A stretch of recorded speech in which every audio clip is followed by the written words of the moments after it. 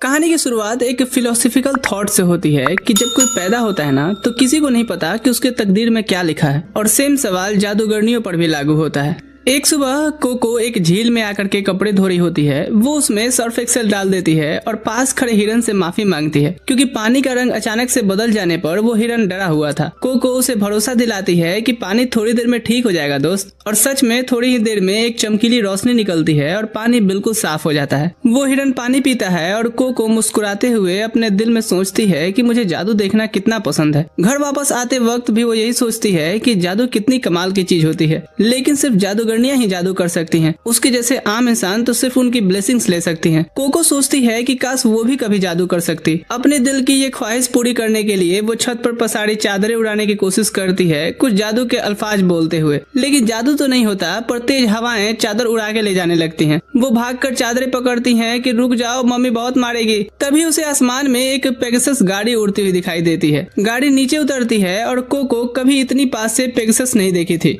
तो वो एक्साइटमेंट में अपनी किताब रखती है और आवाज लगाती है कि माँ देखो, पेगासस की गाड़ी आई है। दरवाजा खोलते वक्त वो गलती से गोजो का भाई जो कुंभ के मेले में बिछड़ गया था उससे टकरा जाती है। कोको माफी मांगती है, लेकिन वो बंदा रे कहता है कोई बात नहीं, गलती उसकी भी थी। तभी कोको की नजर कुछ औरतों पर पड़ती है जो उसकी माँ के दुकान पे कपड़े देख रही हैं। यही सभी पेगासस गाड़ी में आई हैं और कोको खुश हो जाती है कि वो उनकी दुकान पर आए हैं। माँ दूसरी औरतों में बिजी होती हैं तो कोको रे को मदद ऑफर करती है। वो जो कपड़ा खरीदना चाहता था कोको उसे काटने में मदद करेगी। पहले तो वो माँ से पूछती है कि क्या काम के बाद मैं पेगासस गाड़ी देख सकती हूँ। वो थोड़ी हेजिटेट करती हैं तो फिर कोको डील करती है कि माँ अगर तू हाँ कहेगी ना तो मैं कभी जादूगरनी बनने की बात नहीं करूंगी। माँ ठंडी सांस लेती हैं और कहती हैं कि हाँ ठीक है, लेकिन दूर से। अब कोको पूरी लगन से काम में लग जाती है। वो रे से मेजरमेंट्स मांगती है तो वो एक कागज देता है और कोको रिलेटेड फैब्रिक उठाती है, ध्यान से मेजरमेंट्स चेक करती है, गाइडलाइन बनाती है और फिर एक ही झटके में कपड़ा काट देती है। रे उसे काम करते हुए देखता रहता है। फिर वो कपड़ा उठाता है और कहता है तुम्हारी कंसंट्रेशन और हाथ की कला ये तो किसी जादू से कम नहीं है। कोको शर्मा जाती है और कहती है नहीं, जादू तो इससे भी कहीं ज्यादा मिस्टीरियस और अमेजिंग होता है ना। वो पैशनेटली जादू की तारीफ करने लगती है, इतना कि खुद ही शर्मा जाती है। रे हल्की सी मुस्कुराहट के साथ पूछता है कि तुम्हें जादू इतना क्यों पसंद है। कोको बताती है कि जब वो छोटी थी तो एक बार कैसल में एक फेस्टिवल अटेंड करने गई थी, जहाँ उसे इगूनी नाम की एक मास्क पहनी जादूगरनी मिली जो वहाँ अपनी जादुई चीजें बेच रही थी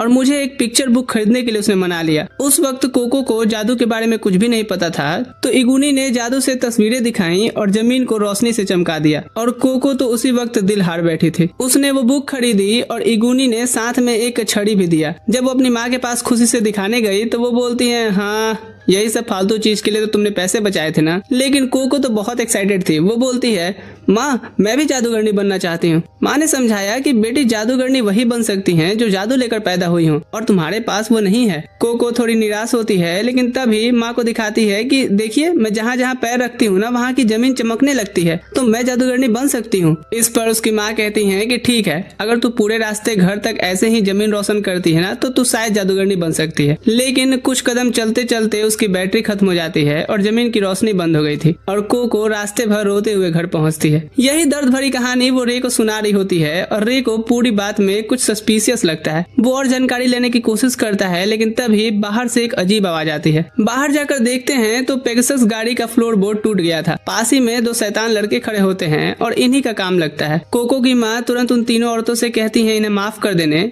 लेकिन अब प्रॉब्लम ये थी कि वो सभी घर कैसे जाएंगी। रे गाड़ी को ध्यान से देखता है और कहता है शायद मैं ठीक कर सकता हूँ। लोगों को विश्वास नहीं होता, तब वो अपने पॉइंटेड हैट निकालता है और अपना परिचय देता है कि चिंता मत कीजिए मैं एक जादूगर हूँ। सब लोग राहत की सांस लेते हैं कि एक जादूगर मदद करने को तैयार है। कोको तुरंत कहती है कि उसकी वर्कशॉप में ठीक करे, क्योंकि मन ही मन वो एक जादूगर को जादू करते देखना चाहती थी। लेकिन रे तो उसे बाहर बैठा देता है पहरेदारी के लिए कि ध्यान रखे कि कोई अंदर ना आने पाए। कोको थोड़ी उदास हो जाती है। उसने सोचा था कि यार कुछ तो देखने को मिलेगा। वो हमेशा से क्यूरियस रही है जादू आखिर कैसे किया जाता है। तभी उसे वही दो अतापी बतापी दिखते हैं जो वर्कशॉप के आसपास चक्कर मार रहे थे। वो छत पर चढ़ जाते हैं और कोको भी उनके पीछे पीछे छत पर चढ़ जाती है कि हटो मुझे देखने दो। वो एक हैच खोलती है, लेकिन अंदर का नजारा पर्दे से ढका था। लड़के तो निराश होकर कहते हैं लो देख लो और वापस चले जाते हैं। कोको भी निराश होकर के जाने बढ़ती है, लेकिन तभी तेज हवा आती है और कुछ चादरें उड़ करके उसके ऊपर गिर जाती है। वो उन्हें समेट कर नीचे आती है और अपनी किताब उठाती है। तभी पास की एक छोटी सी खिड़की से लाइट आते देखती है। सोचती है कि एक बार और कोशिश करे क्या, और फिर एक नजर मार ही लेती है। अंदर उसे दिखता है रे एक पेन से फ्लोर बोर्ड पर सिंबल्स बना रहा है। कोको समझ जाती है कि जादू के लिए सिर्फ छड़ी ही जरूरी नहीं होती, उसके लिए ड्राइंग्स भी आनी चाहिए। रे इधर जल्दी जल्दी काम खत्म करता है और कोको को आवाज लगाता है। वो तुरंत से भाग करके अपनी जगह पर वापस आ जाती है जैसे कुछ हुआ ही ना हो। थोड़ी देर में फ्लोर बोर्ड ठीक हो जाता है और तीनों औरतें अपने रास्ते में निकल लेती हैं। कोको और उसकी माँ रे को भी अलविदा कहती हैं। उसकी माँ कहती है कि शुक्र है कि तूने रे के साथ जाने का जिद नहीं किया, और बताती हैं कि कैसे वो बीमारी के कारण अपने पति को खो दी हैं और अब कोको को भी खोना नहीं चाहती। कोको उसे कहती है कि तू ऐसी बात क्यों करती है माँ, मैं कभी तुझे अकेला नहीं छोड़ूंगी। घर लौटकर साथ मिलकर के रात का खाना बनाती हैं। ये खाना कोई 5 स्टार तो नहीं था, लेकिन दोनों साथ बैठ करके खुशी खुशी खाते हैं। फिर सोने का वक्त आता है। उसकी माँ उसे कुछ कहने वाली होती है लेकिन रुक जाती हैं। फिर दोनों एक दूसरे को गुड नाइट बोलती हैं और अपने अपने कमरे में चली जाती हैं। कोको सोचती है कि माँ क्या कहने जा रही थी, कोई ना, कल पूछ लूंगी। फिर वो वही बुक और छड़ी निकालती है। उसके नीचे का हिस्सा खींचती है तो ये पेन की निब निकलती है स्याही के साथ। रे को जादू करते देख के उसे समझ आ गया था कि उसकी छड़ी भी असल में एक पेन ही है। वो बुक के पेजेस ध्यान से देखती है, उसमें पेंटाग्राम्स बने होते हैं। एक पेज फाड़ती है, फिर वो पेन की टिप को स्याही में डुबोती है और पेज पर ड्रॉ करना शुरू करती है, इस उम्मीद में कि शायद वो भी जादू कर सके। पहले तो हाथ कांपते हैं, उसके लाइंस टेढ़े मेढ़े होते हैं, लेकिन वो कोशिश करते रहती है। धीरे धीरे वो ध्यान से वो बुक की एक इमेज को कॉपी करने की कोशिश करती है। उसे लगता है कि ड्राइंग अच्छी नहीं बनी, तो वो मोमबत्ती करीब लाती है साफ देखने के लिए। एक इमेज कॉपी करने के बाद वो सांस रोक करके इंतजार करती है कि अब कुछ होगा, अब तो होना ही चाहिए, लेकिन कुछ भी नहीं होता। वो वहीं सर पटक देती है कि मैं एक बेवकूफ लड़की हूँ, मुझे रे से पूछना चाहिए था। वो नहीं जानती थी कि दरअसल उसने सर्कल पूरा ही नहीं किया। तभी गलती से पेन से एक बूंद पेज पर पड़ जाता है और सर्कल पूरा हो जाता है। उसका बनाया पेंटाग्राम पेज से ऊपर उठता है और छोटे छोटे फायरवर्क्स बनाने लगता है। कोको तो पहले हैरान होती है, फिर इतनी खुश होती है कि पूरे कमरे में नाचने लगती है, लेकिन खुशी मना लेने के बाद सोचती है कि मुझे ये रे को बताना चाहिए या नहीं। अगर उसे पता चला कि मैंने उसे छुप छुपा के देखा था तो वो पक्का नाराज होगा। फिर वो डिसाइड करती है एक और ड्राइंग करती हूँ, और इस बार वो आग बनाना सीख रही थी। इधर जंगल में रे कोको की खरीद के लाई उस बुक और छड़ी को एक बार देखने का सोचता है। तभी उसे कुछ अजीब सी सेंसेशन महसूस होती है। इधर कोको लगी आग को पिलो से बुझाती है। अब वो समझने लगती है बड़े सर्कल से जादू ज्यादा पावरफुल होता है, साफ ड्राइंग से जादू ज्यादा देर तक रहता है, लेकिन बड़े और साफ ये दोनों बनाना थोड़ा मुश्किल होता है। तब उसे एक आइडिया आता है। वो बुक की इमेज के नीचे एक साफ पेज रखती है और जैसे हम कार्बन कॉपी करते हैं ना, वैसे ही करने लगती है। इससे ड्राइंग और ज्यादा एक्यूरेट बनने लगती है, लेकिन उसे नहीं पता होता पीछे अंधेरों में से कुछ उसकी तरफ बढ़ रहा है। वो पेंटाग्राम एक्टिवेट हो उससे पहले रे अचानक से आता है और उसे पकड़ अपने जादू से घर के बाहर निकालता है। जब वो दोनों आसमान में सेफ दूरी पर पहुंचते हैं, रे गुस्से में पूछता है कि ये तुम कौन सा जादू ड्रॉ कर रही थी। कोको कांपते हुए कहती है कि मैं तो सिर्फ बुक की एक इमेज पैटर्न ड्रॉ कर रही थी। तभी नीचे से कोको की माँ की आवाज सुनाई देती है। कोको नीचे देखती है और चिल्लाती है कि माँ भागो भागो वहाँ से, लेकिन बहुत देर हो चुकी होती है। वो जादू बढ़ रहा होता है और उसके घर के साथ उसके माँ को भी एक क्रिस्टल जैसा पत्थर में बदल देता है। कोको रे को हाथ पैर मारते हुए कहती है छोड़ो, मुझे उनके पास जाने दो। रे उसे रोकता रहता है, कहता है कि ये एक इविल मैजिक है, वहाँ जाना सही नहीं। लेकिन कोको तो टूट जाती है और उसकी पकड़ से छूट जाती है, मगर उसे टच करने से पहले ही रे फिर से उसे पकड़ लेता है और दोनों वापस आसमान में आते हैं। कोको रोते हुए माफी मांगने लगती है कि मुझे नहीं पता था कि ऐसा कुछ होगा। रे समझाता है कि जादू करने के लिए खास इंक, खास नॉलेज और सील्स की जरूरत होती है ताकि जादू अच्छे से हो, और ये जादूगरों का एक राज है ताकि आम लोग भी कहीं इस चीज में ना आने लगे। लेकिन अब जब कोको सब जान गई है तो उसकी यादें मिटानी पड़ेगी। कोको रोने लगती है और गिड़गिड़ाते हुए मानती है कि नहीं प्लीज, मैं ही अकेली अपनी माँ को बचा सकती हूँ। वो कहती है कि भले ही उसे पूरा जादू नहीं आता, लेकिन उसने बुक की हर एक चीज याद कर ली है। रे रुक जाता है। उसके दिमाग में एक बात आती है कि ये लड़की शायद काम आए। वो दरअसल सालों से उन लोगों को ढूंढ रहा है जो चोरी चुपके ये मैजिकल पिक्चर वाली बुक्स बेच रहे हैं, और अब तक उनका कोई सुराग नहीं मिला। लेकिन कोको ने वो बुक देखी है, याद की है, शायद वो मदद कर सकती है। वो कोको से पूछता है कि क्या वो वैसी कास्टिंग सील और पेज पहचान सकती है जो तुम्हारे पास थी। कोको कहती है हाँ, और उसने देखा था कि वो बुक की कई कॉपीज थी उस विच के पास। साथ ये भी ऐड करती है कि अगर वो बुक को दोबारा ढूंढ ले तो माँ को बचाया जा सकता है। आंखें भरी हुई वो एक बार फिर से गुजारिश करती है कि प्लीज मेरी यादें मत मिटाना। रे सीरियसली उसे देखता है और पूछता है तो क्या वो इस चीज को सीक्रेट रख के जादू सीखने को तैयार है, क्योंकि अब वो जानती है तो कोको या तो जादूगरनी बने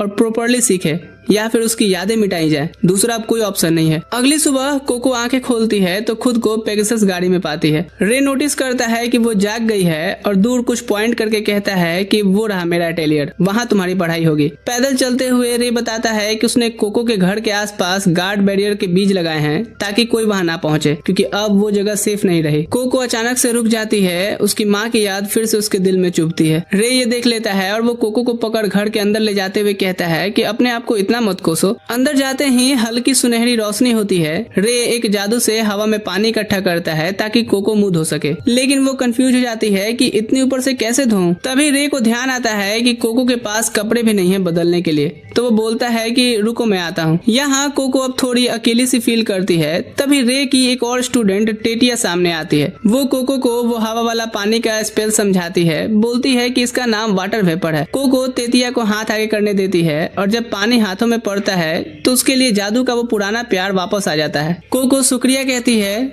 टेटिया भी शुक्रिया कहती है। कोको कहती है नहीं तुम्हारा शुक्रिया। टेटिया कहती है कि नहीं नहीं तुम्हारा शुक्रिया। ये दोनों ऐसे ही बकलोली करती रहती हैं जब तक एक और स्टूडेंट रिच आके इनके बीच में नहीं बोलती। वो कोको से कहती है कि इसे इग्नोर करो, मैं भी जब नहीं आई थी तो ये ऐसे ही पागल हो गई थी। टेटिया खुद को डिफेंड करती है कि मुझे दूसरों की हेल्प करना अच्छा लगता है। कोको नोटिस करती है कि रिच के हाथ में स्याही और कुछ पेपर्स हैं। वो पूछती है कि क्या तुम दोनों जादूगरनी हो। टेटिया बताती है कि नहीं, हम दोनों तो रे के स्टूडेंट्स हैं। वो सोचती है कि कोको भी स्टूडेंट होगी, लेकिन कोको एक्सप्लेन करती है कि मैं तो अभी प्रॉपर्ली स्टूडेंट भी नहीं हूँ, मैंने तो कल ही पहली बार कोई स्पेल बनाया था। दोनों लड़कियां एक दूसरे को देखती हैं और पूछती हैं कहीं तुम वही आउटसाइडर तो नहीं जिसके बारे में बात हो रही है। वो कहती हैं कि कल एक नॉन विच ने फॉरबिडन मैजिक यूज की थी और उसे स्टूडेंट बनाने की परमिशन दी गई है। कोको समझ जाती है कि उसकी ही बात हो रही है। तभी रे वापस आता है और वो दोनों लड़कियों को कहता है जाके अपना पढ़ाई करो और हाँ, रूम साफ सुथरा होना चाहिए। फिर वो कोको को स्टूडेंट यूनिफॉर्म देता है और कहता है चेंज करके आओ, तब मैं तुम्हें सब कुछ अच्छे से समझाता हूँ। कोको कपड़े बदल के वापस आती है और वो जादू की पुरानी हिस्ट्री बताना शुरू करता है कि पुराने जमाने में जादू कोई खास बात नहीं थी। जो भी मैजिकल पैटर्न्स और स्पेशल इंक जानता था वो जादू कर सकता था, लेकिन ऐसे जब जादू सबके हाथ में आ गया तो वो लड़ाइयों का हथियार बन गया। उसी डेंजरस दौर में बहुत सारे तबाहकार स्पेल्स बनाए गए, लेकिन कुछ शांति प्रिय लोग थे जो इस हिंसा के खिलाफ थे। वो एक साथ आए और विच कहलाए। उन्होंने एक पावरफुल स्पेल बनाया जो लोगों की जादू की यादें मिटा सकता था। तब से सिर्फ वही लोग जादू जानते हैं जो उसे बुरे कामों के लिए यूज नहीं करते, और आम लोगों को यही लगता है कि सिर्फ जादूगर ही जादू कर सकते हैं। रे बताता है कि हर जादूगर इस राज की बहुत हिफाजत करता है, इसलिए तुम्हारे बारे में ये खबर इतनी जल्दी फैल गई। कोको चुपचाप मानती है कि उससे बहुत बड़ी गलती हुई। फिर पूछती है कि वैसे फॉरबिडन मैजिक क्या होता है। रे बताता है कि फॉरबिडन मैजिक ही वो स्पेल थे जो लड़ाइयों के दौर में बनाए गए थे और संधि के दिन ऑफिशियली बैन किए गए। ये वो स्पेल्स होते हैं जो लोगों को नुकसान पहुंचा सकते हैं। कोको तुरंत रे से लिपट जाती है और गिड़गिड़ाते हुए कहती है तो मुझे सबसे पहले वही फॉरबिडन मैजिक सिखाओ, वरना मैं जब तक क्या गलत है नहीं समझूंगी तो सही चीज करने में भी डर लगेगा। रे उसके पास तक झुकते हुए प्यार से कहता है कि मैं अपने स्टूडेंट्स को ये जल्दी नहीं सिखाता, लेकिन तुम एक स्पेशल केस हो तो तुम्हें पहले समझाना जरूरी है। फिर वो दोनों सीढ़ियों से उतरते हैं और रे फॉरबिडन मैजिक के टाइप्स बताता है। पहला,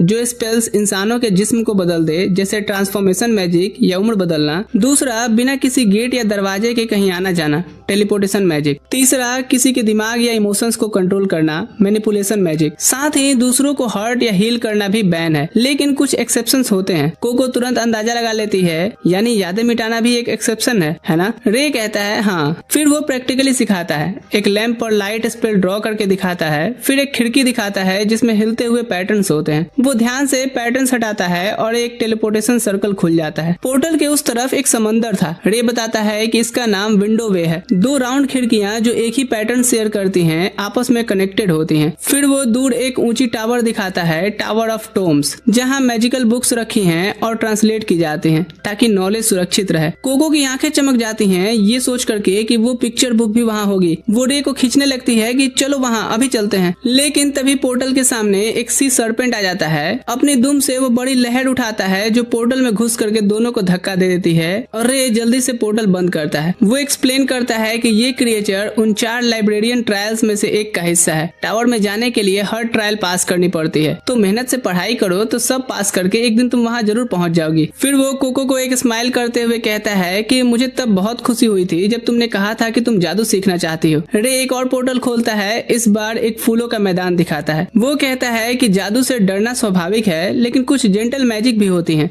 जो लोगों को खुशियों से भर देती हैं। कोको भी मुस्कुराती है और पहली बार कहती है समझ गई सर। रे उसे घर के दूसरे हिस्से में ले जाता है और एक दरवाजे पर दस्तक देता है। कोई जवाब नहीं आता तो कहता है लगता है अगोटा शायद बाहर गई है, वही तुम्हारी रूममेट होगी। दरवाजा खोलते ही एक वर्कशॉप जैसी जगह दिखती है, अलग अलग बेडरूम्स के साथ। रे कहता है कि तुम्हारा कमरा नीचे है, अभी के लिए आराम करो। वो कमरे से बाहर निकलते वक्त एक पॉकेट वॉच निकालता है और किसी से बात करता है। उस शख्स का शुक्रिया अदा करता है कोको को यहाँ पढ़ने की परमिशन देने के लिए, और साथ में बोलता है कि अभी उस पिक्चर बुक के बारे में कोई नई खबर नहीं मिली है। इधर कोको कमरे में बहुत सारी किताबें देख करके हैरान होती है। तभी अगोटा अचानक से आती है और सीधा कहती है ऐ लड़की, वो डेस्क मेरा है और हाँ तू मेरी लैंडिंग खराब कर रही है। कोको जल्दी से हट जाती है, फिर अपना परिचय देने की कोशिश करती है, लेकिन अगोटा पहले ही बोलती है मुझे पता है तू वही आउटसाइडर है ना। फिर अगोटा थोड़ी नरम होकर के कहती है कि तेरी माँ के बारे में सुन के बुरा लगा, लेकिन सीधा और कड़वा सच बोलती है कि जो जादू तूने किया उसकी वजह से तेरी माँ शायद अब कभी वापस ना इंसान बन पाए। कोको अपना बचाव करने की कोशिश करती है। जवाब में अगोटा अचानक अपनी काली पड़ी हुई उंगलियां दिखाती है, कहती है कि ये रंग सालों की ड्राइंग्स की वजह से आया है, बचपन से सीलिंग प्रैक्टिस करते वक्त। वो सीधा कहती है कि हम सबने स्टूडेंट्स बनने से पहले भी सालों तक ट्रेनिंग की है और ट्रायल्स फेस किए हैं, और तुझे क्या लगता है इतनी आसानी से जादूगरनी बन सकती है। कोको आर्ग्यू करती है कि ऐसा नहीं है, मैंने पहले भी स्पेल्स ड्रॉ किए थे, हाँ बस उस समय मुझे कुछ चीजों का पता नहीं था। ये सुन के अगोटा डिसाइड करती है ठीक है तो कल तेरा टेस्ट लेती हूँ मैं, लेकिन रूल्स डिस्कस करती उससे पहले ही टेटिया और रिच दरवाजे पर आ जाती हैं। डिनर टाइम, आओ कोको का वेलकम सेलिब्रेट करते हैं। सब डिनर टेबल पर पहुंचती हैं, लेकिन वहाँ सिर्फ नॉर्मल सूप और ब्रेड रखा होता है। टेटिया कंफ्यूज होकर के पूछती है गुरुजी सेलिब्रेशन कहाँ है। रे कामली कहता है कि कोको का आना लास्ट मिनट में हुआ था तो प्रॉपर सेलिब्रेशन किसी और दिन करेंगे। फिर वो पूछता है कि अगोटा कहाँ है। वो चाहता है कि वो भी उनके साथ डिनर ज्वाइन करे। फिर सबको खाना शुरू करने को कहता है। कोको एक निवाला लेती है ब्रेड का और आंखें खुली की खुली रह जाती हैं कि इतनी टेस्टी। टेटिया प्राउडली कहती है कि ये हम खुद बनाते हैं। रिच ऐड करती है कि रे बहुत ही अच्छा कुक है। रे सीधा क्रेडिट देता है यहाँ के लोकल गेहूं को। सूप भी उतना ही कमाल का निकलता है। तो रे यहाँ भी कहता है कि हाँ गांव में फ्रेश सब्जियां होती हैं। रात को जब कोको सोने जाती है उसे अपनी माँ की याद आती है और वो चुपचाप कंबल डाल लेती है। अगली सुबह वो अपनी डेस्क पर बैठी होती है, सोच रही कि आज कैसा टेस्ट होगा। वो एक किताब उठा करके पढ़ने लगती है, आंसर ढूंढने की कोशिश करती है। तभी रे उसे देखता है और धीरे से कहता है किताब से ज्यादा एक्सपीरियंस से सीखना बेहतर होता है। फिर वो कोको को कुछ ड्राइंग टूल्स देता है, कहता है कि अब ये उसके लिए है। कोको को टूल्स देख करके हैरानी होती है, लेकिन जब वो पेन उठाती है एक पल के लिए फिर से डर जाती है। वो याद करने लगती है क्या हुआ था जब उसने पहली बार पेन उठाया था तो, लेकिन वही डर उसका मोटिवेशन भी बन जाता है।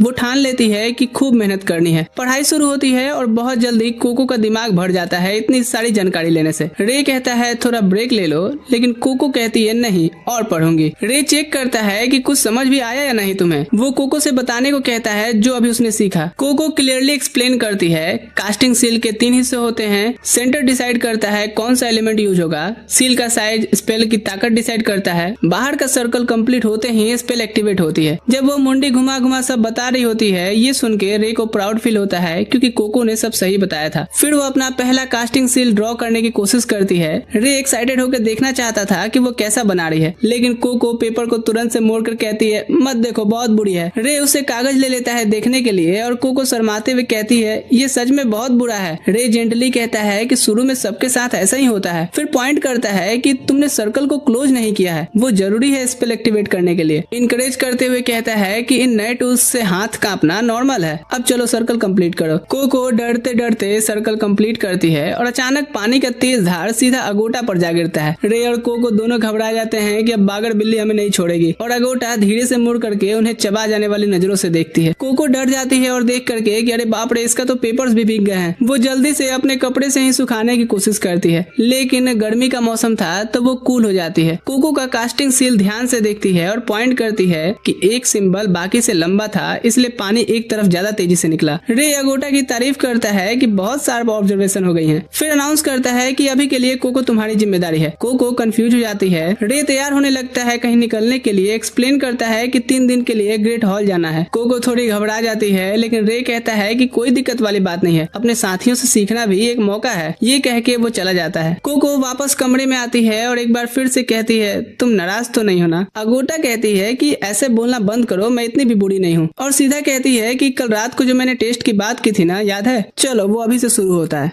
इधर एक तूफानी मौसम में रे एक ऐसी जगह पहुंचता है जो सी बेड तक जाती थी। वो मैजिक यूज करके नीचे जाने लगता है कि तभी उसकी दोस्त अलायरा उसे जमीन पर खींच कहती है, सीढ़ियां क्यों नहीं यूज करते अच्छे बच्चों की तरह? फिर वो रे को उठने में मदद करती है और दोनों कोको के बारे में बात करने लगते हैं। अलायरा का मानना था कि कोको वो कनेक्शन हो सकती है जो रे को ब्रिम कैप्स तक पहुंचने में मदद करे। हाँ, वही लोग जो मैजिकल बुक्स को इलीगली सप्लाई कर रहे हैं। लेकिन रे बताता है कि कोको ने तो टेस्ट अभी तक दिया ही नहीं जिससे वो ऑफिशियली अप्रेंटिस कहलाए, और टेस्ट भी आसान नहीं है। वो रेंज इस वक्त बहुत खतरनाक होती है। इधर रे के अटेलियर में अगोटा पहले से पोर्टल खोल चुकी थी। कोको हेजिटेट होकर कहती है कि मास्टर यहाँ नहीं है, क्या ये ठीक रहेगा? अगोटा सीधा कहती है कि टेस्ट देना ही है, रे के होने ना होने से कोई फर्क नहीं पड़ता। ये टेस्ट अप्रेंटिस बनने के लिए जरूरी है, मैं खुद 10 साल की उम्र में दे चुकी हूँ। वो एक्सप्लेन करती है कि पहला टेस्ट है कॉन्सेंट ऑफ द क्राउन।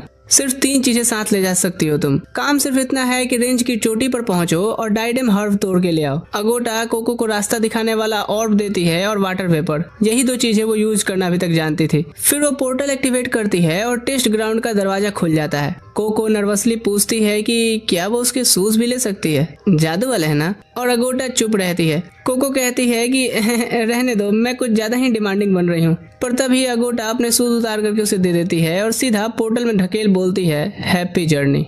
फिर उसे कहती है कि और हाँ, ये टेस्ट सिर्फ एक ही बार होगा, फेल हुई तो रे की अप्रेंटिस नहीं बन सकती और ये अटेलियर भी छोड़ के जाना होगा। पोर्टल बंद हो जाता है और कोको इधर अकेली रह जाती है। थोड़ी डर के बाद वो खुद को संभालती है और उठाती है, फिर उसके दिखाए डायरेक्शन को फॉलो करने लगती है। सामने मकड़ी का जाला होता है पर वो नहीं फंसती क्योंकि वो एक मोटा हाथी नहीं है जो झूम के चलता है। थोड़ा लड़खड़ाती है फिर भी आगे बढ़ती है, दिल में ये जज्बा लिए कि अगर अगोटा ने ये 10 साल में पास किया है तो मैं तो अभी कर ही सकती हूँ। आखिर में रेंज पहुंचती है तो हवा में फ्लोटिंग लैंड्स देख करके उसके होश ही उड़ जाते हैं। वो ऑर्ब ऊपर की तरफ इशारा कर रहा था तो समझ जाती है कि मंजिल ऊपर की ओर है। बैठ के सोचने लगती है कि तभी दूर उसे एक चिड़िया उड़ती हुई दिखती है और उसे अगोटा के शूज याद आते हैं। उन्हें कहती है, आबड़ा का डाबड़ा, चलो उड़ो। लेकिन कुछ भी नहीं होता। उल्टा एक हवा का झोंका आता है और वो गिर जाती है। ध्यान से शूज के पीछे के कास्टिंग सील को देखती है तो सर्कल 2 हिस्सों में बटा हुआ था। उसे याद आता है कि स्पेल एक्टिवेट करने के लिए सर्कल का कंप्लीट होना जरूरी है। तो उठ के वो दोनों हिस्सों को अलाइन करने की कोशिश करती है और बूम, स्पेल एक्टिवेट हो जाता है और वो एकदम से हवा में। लेकिन उसका 0 बैलेंस वाला अकाउंट होता है इसलिए वो वापस जमीन पर आ जाती है। फिर से वो एक चिड़िया को देखती है और सोचती है होएगा, जरूर होएगा। कॉन्फिडेंटली कोशिश करती है लेकिन एक फ्लैट 6 की तरफ बाउंड्री के बाहर गिर जाती है। यहाँ उसे रे की बातें याद आती हैं कि हर चीज तुमसे तुम्हारा वक्त मांगता है, जितना दोगी उतना बेहतर बनोगी। वो डिसाइड करती है कि धीरे धीरे प्रैक्टिस करूंगी तो हो जाएगा और जमीन से हल्का उड़ने की कोशिश करने लगती है। इधर ग्रेट हॉल में रे पेपर वर्क्स में बिजी होता है। अलायडा पास खड़ी होती है और कहती है, ग्रेट हॉल के पास ही शिफ्ट हो जाओ तो छोटी छोटी चीजों के लिए इतना सफर नहीं करना पड़ेगा तुम्हें। अपने स्टूडेंट्स को भी यहाँ ला सकते हो क्योंकि यहाँ सब कुछ मिलता है जो एक विच को चाहिए। रे कामली कहता है कि इसलिए तो यहाँ सिर्फ जरूरत पड़ने पर आता हूँ। अलायडा समझती है कि रे को ग्रेट हॉल पसंद नहीं है तो वो टॉपिक बदल कहती है कि स्टूडेंट्स का ध्यान रखना, क्योंकि बच्चे अकेले होते हैं ना तो मुसीबत को खुद ही गले लगा लेते हैं। और एग्जैक्ट यही करने की कोशिश इधर कोको की जारी थी। कोको का बैलेंस तो इम्प्रूव हो रहा था तो वो अब लंबी लंबी छलांगे लेने लगती है। एक फ्लोटिंग लैंड पर उतरते वक्त उसका कंट्रोल बिगड़ जाता है पर वो कैसे भी करके एक लटकती हुई बेल पकड़ लेती है। वहाँ लटके लटके उसे पास में ही एक लंबा सफेद अजीब सा क्रिएचर भी दिखता है। वो धीरे धीरे कोको की तरफ खिसक रहा था, फिर अचानक उसकी पूंछ कोको के मुंह से लग जाती है और वो घबरा करके ग्रिप छोड़ देती है। दोबारा उड़ने की कोशिश करती है लेकिन धड़ाम सीधा नीचे झील में। बाहर निकल कर देखती है तो वो अजीब सा क्रिएचर एक ब्रश बॉडी था। दोनों झील से बाहर निकलते हैं तभी उसकी नजर उसके जूतों पर जाती है और वो उनमें से कीचड़ साफ करने लगती है, पर ध्यान देती है कि धत तेरे की, शूज का कास्टिंग सील भी आधा मिट गया है। वो पैनिक करती है, सोचती है कि क्या मैं दोबारा से ड्रॉ कर सकती हूँ, लेकिन जब टूल्स चेक करती है तो इंक झोले में गिर चुकी थी। इधर सूरज भी ढलने लगता है, उसका वक्त खत्म हो रहा था। वो डर जाती है कि शायद मैं कभी रे के अप्रेंटिस नहीं बन पाऊंगी। इधर अटेलियर में टाटी आकर के अगोटा से कहती है कि चलो खाना लग गया है, और कोको कहाँ है, पूरा दिन भी नहीं दिखी।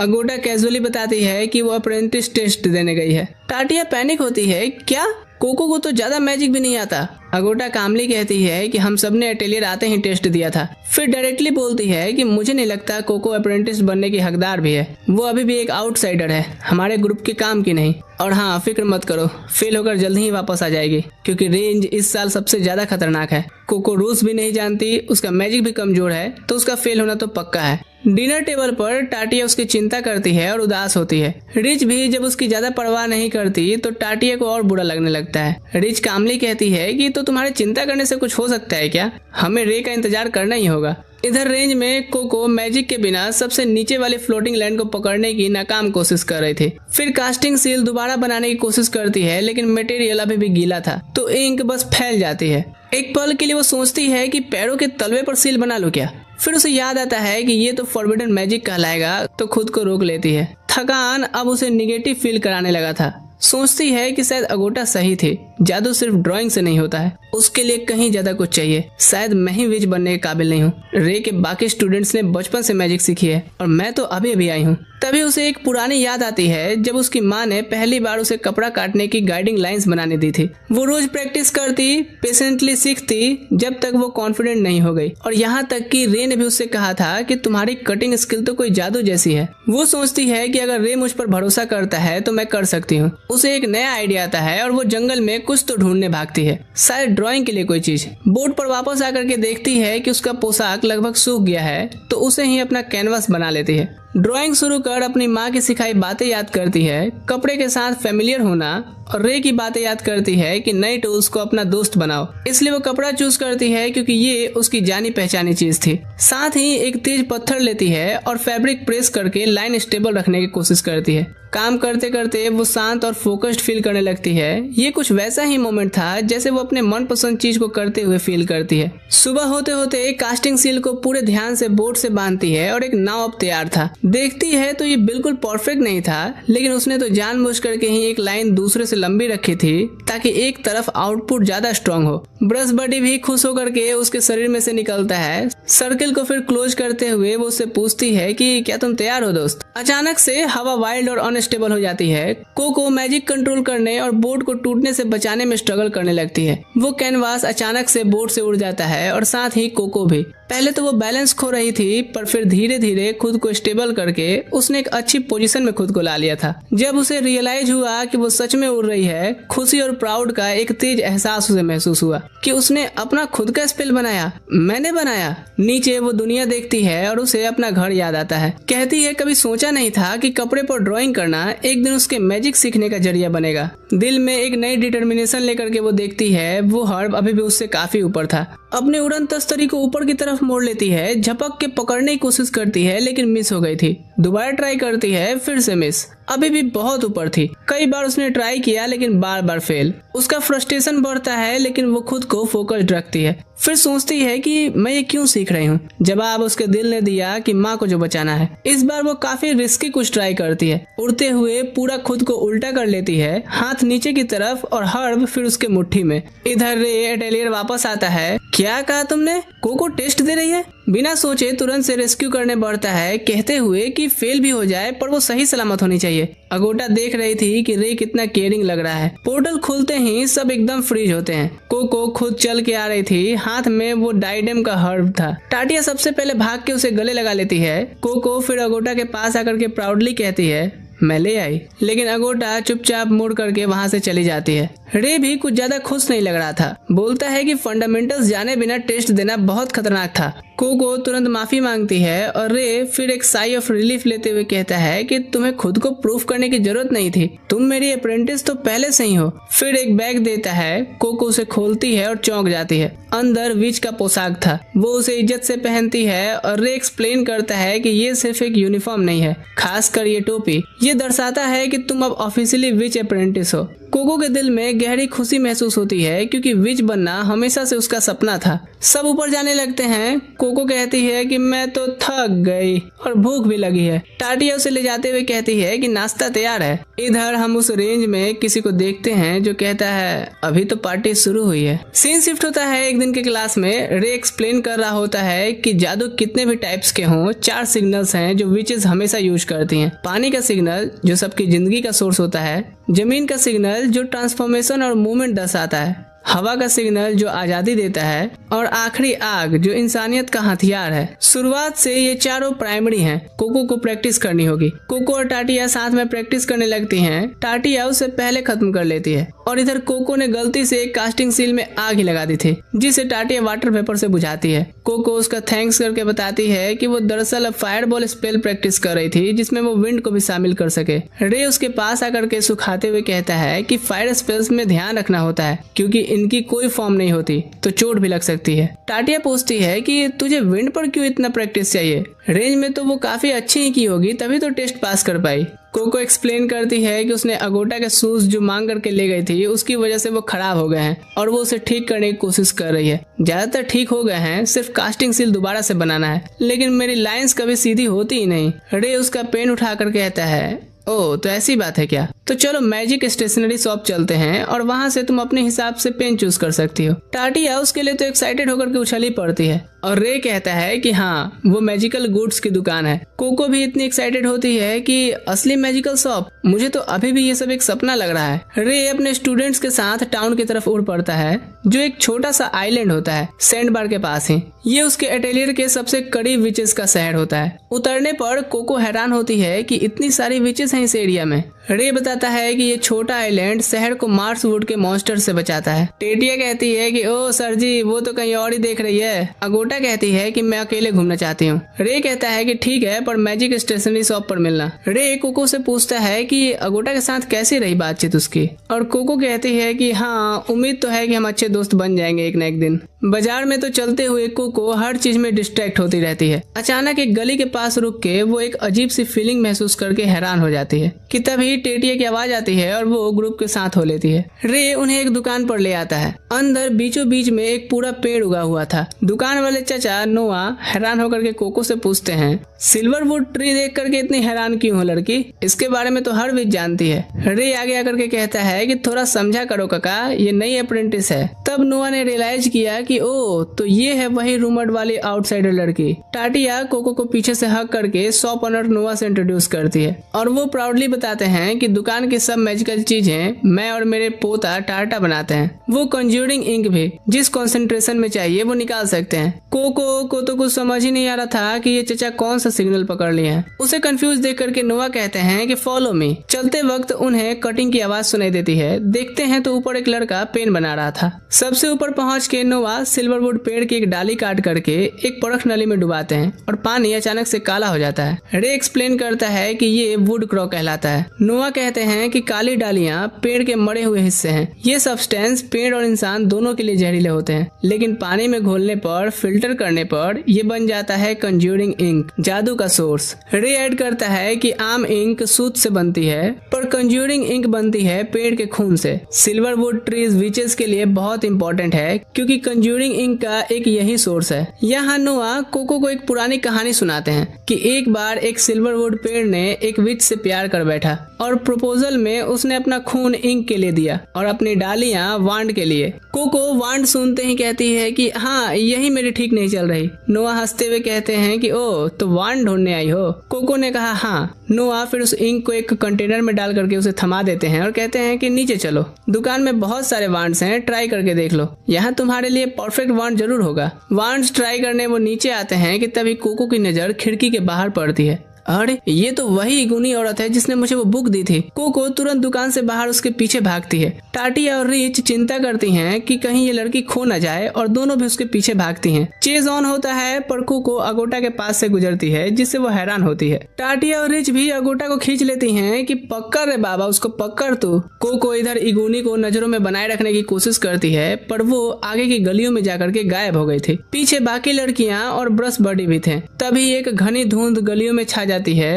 ब्रश बडी रुक जाता है, और जब धुंध साफ होती है तो कोको और बाकी कहीं नहीं दिख रहे थे। अगोटा इधर कोको को पकड़ पूछती है कि वो ऐसे सर पर पैर लिए कहाँ भाग रही है। कोको एक्सप्लेन करती है कि वो इंसान जिसने मुझे फॉरबिडन मैजिक वाली बुक दी थी, ये वही था या थी, जो भी हो। मुड़कर देखती है तो दूर दूर तक कोई नहीं था। टाटिया कहती है कि वापस चलते हैं ना, मुझे कुछ सही नहीं लग रहा है यहाँ। और रिच कहती है कि हाँ, क्योंकि हम सब सिटी में नहीं है, कहीं और ही आ गए हैं। अगोटा भी सिचुएशन का जायजा लेती है। शहर में ऐसी जमीन नहीं है, ये कोई अलग जगह है। टाटिया कहती है लेकिन हम विंडो वे से तो नहीं गुजरे और टेलीपोर्टेशन भी यूज नहीं किया। अकोटा को शक होता है कि शायद टेलीपोर्टेशन ही हुआ है, लेकिन हमने नहीं किया। दोनों रियलाइज करते हैं यानी किसी के फॉरबिडन मैजिक से यहाँ लाए गए हैं। टाटिया उड़ के देखने जाती है लेकिन तुरंत से भाग करके वापस आ जाती है। जल्दी निकलना होगा, हम सिटी में नहीं है। भागने की कोशिश करते हैं और टाटिया बोलती है कि अरे नहीं, किसी ने मुझे देख लिया। इगूनी उन्हें देख रहा था और सामने उनके एक ड्रैगन खड़ा था। इगूनी वेलकम करता है कि कोको, जादू की दुनिया में स्वागत है,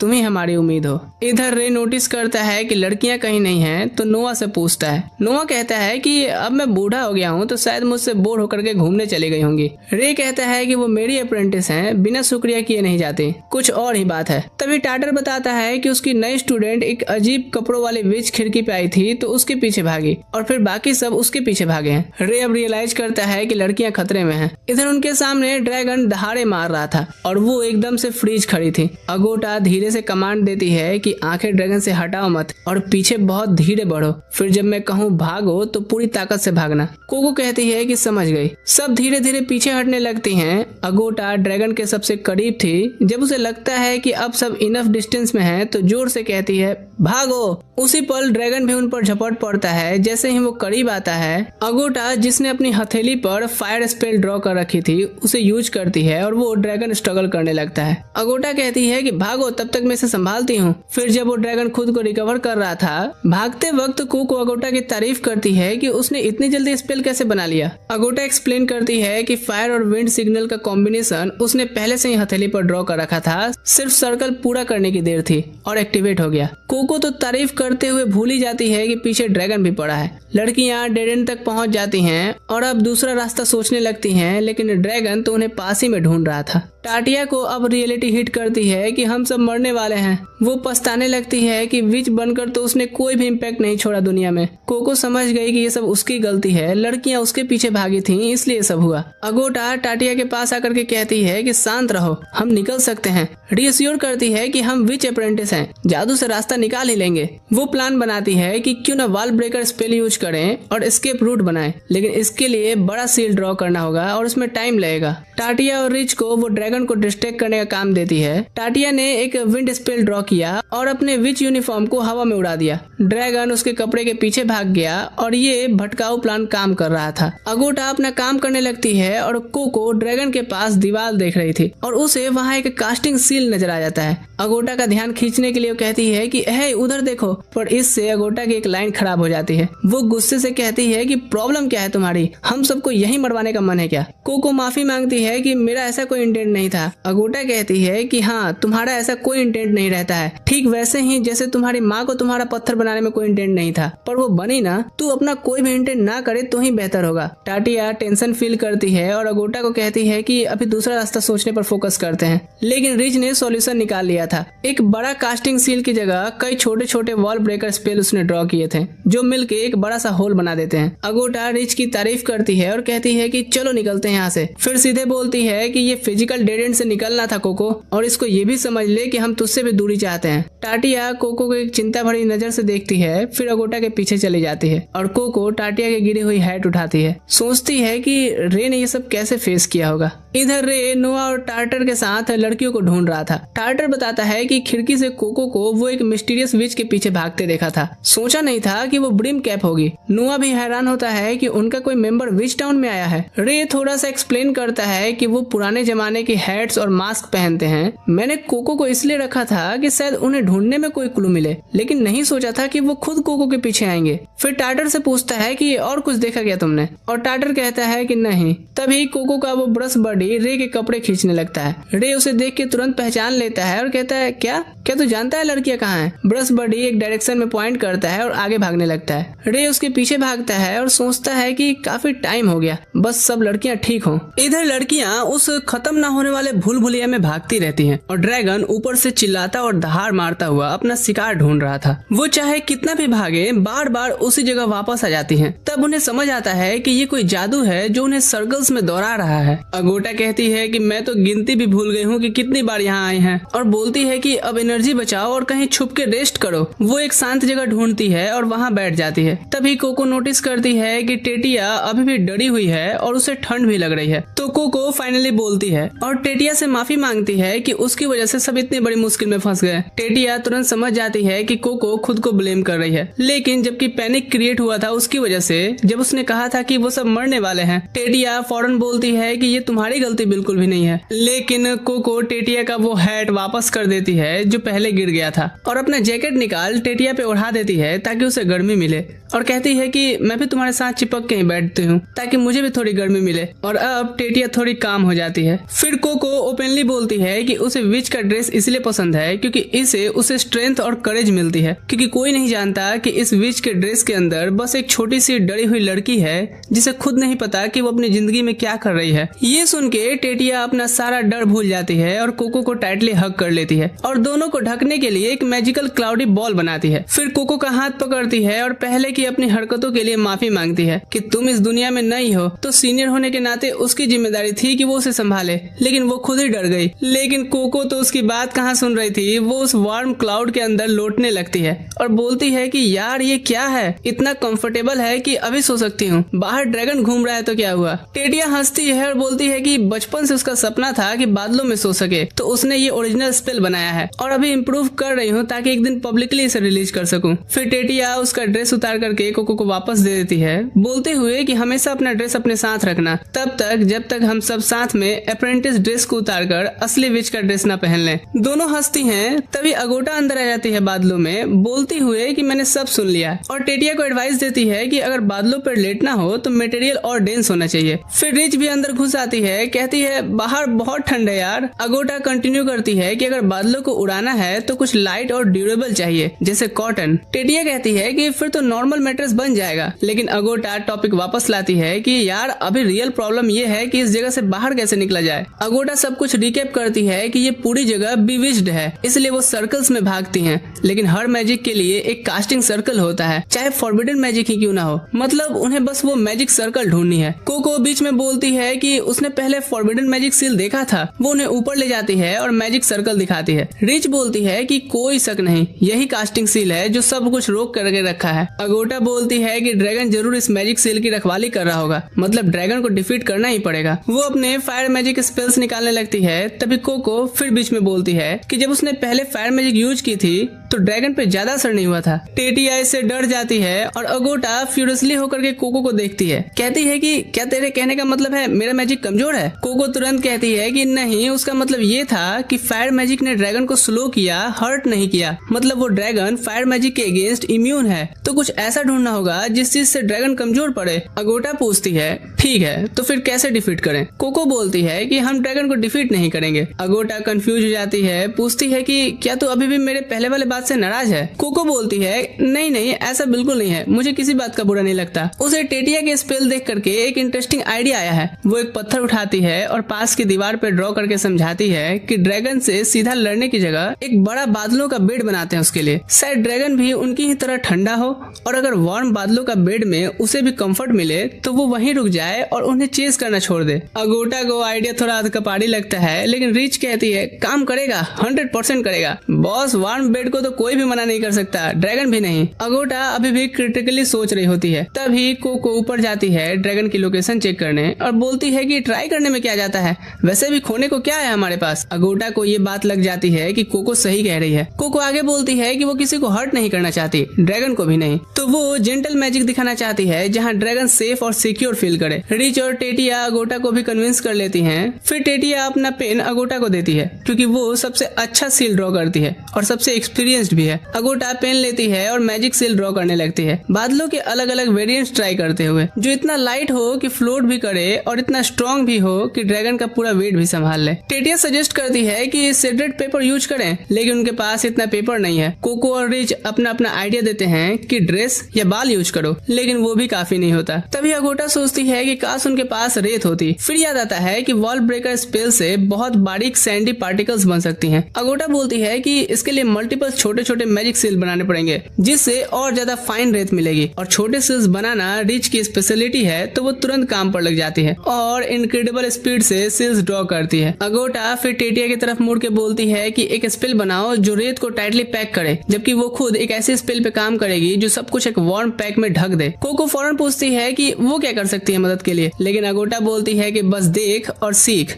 अभी तेरे स्किल्स से यहाँ कुछ भी नहीं होगा। सब काम में लग जाते हैं। कोको नोटिस करती है कि अगोटा ने बहुत सारे मैजिकल सील्स खराब समझ के फेंक दिए हैं। वो एक उठाती है और देख के हैरान हो जाती है कि सर्कल्स तो एकदम परफेक्ट हैं। वो चुपके से अगोटा के पास जाती है और ऑब्जर्व करती है और नोटिस करती है कि अगोटा पहले हवा में सर्कल ड्रॉ करती है, प्रैक्टिस करती है, फिर पेपर पे उन्हें उतारती है। रिच और टेटिया भी यही करते हैं, इसलिए उनके सर्कल्स इतने क्लीन होते हैं। कोको भी प्रैक्टिस करने लगती है और अपनी नोटबुक में घुस जाती है। धीरे धीरे वक्त गुजरता है और सब कुछ अंधेरा हो जाता है। एरिया और ठंडा होने लगा था। टेटिया पूछती है कि क्या आग जलानी चाहिए। रिच बोलती है कि उसके पास पेपर्स खत्म हो गए हैं। अगोटा अभी भी उस स्पेल के बारे में सोच रही है जो ड्रैगन के लिए क्लाउड बना सके। सब साथ में प्रॉब्लम सॉल्व करने की कोशिश करते हैं और अगोटा सोच रही है कि कोई सिंपल सॉल्यूशन है जो मिस कर रही है। तभी कोको उसका ध्यान खींचती है। उसने एक फायर सील परफेक्टली ड्रॉ कर लिया था। पहले की तरफ बर्जर्क होने की जगह अब वो कंट्रोल में भी है। टेटिया और रिच दोनों कोको को कांग्रेचुलेट करती हैं, लेकिन अगोटा कोको की सारी फेल्ड अटेम्प्ट्स देखती है और तभी उसे कुछ स्ट्राइक करता है। वो अपना प्लान बताती है और सब एग्जीक्यूट करने के लिए रेडी हो जाते हैं। सब साथ में भागते हैं दो के ग्रुप्स में। टेटिया कोको के साथ है और अगोटा रिच के साथ। अपनी अपनी पोजीशन लेते हैं और जमीन पे ड्रॉ करने लगते हैं और साथ ही टाइम टू टाइम पीछे देखते रहते हैं कि ड्रैगन कहाँ है। जब सब कंप्लीट हो जाता है, कोको सिग्नल देती है कि अब सर्कल कंप्लीट करो और सब एक साथ वो सारे सर्कल्स एक्टिवेट कर देते हैं जो उन्होंने रास्ते में ड्रॉ किए थे। हर तरफ एक्सप्लोजन होने लगते हैं और ड्रैगन का ध्यान तुरंत खींचा जाता है। प्लान ये था कि अगोटा समझ गई है कि सॉल्यूशन है रिपीटेशन मैजिक। बहुत सारे एक्सप्लोजन्स जो बारीक वार्म डस्ट का एक क्लाउड बनाएंगे और रिपीटेशन मैजिक से वो डस्ट बार बार रिजेनरेट होती रहेगी,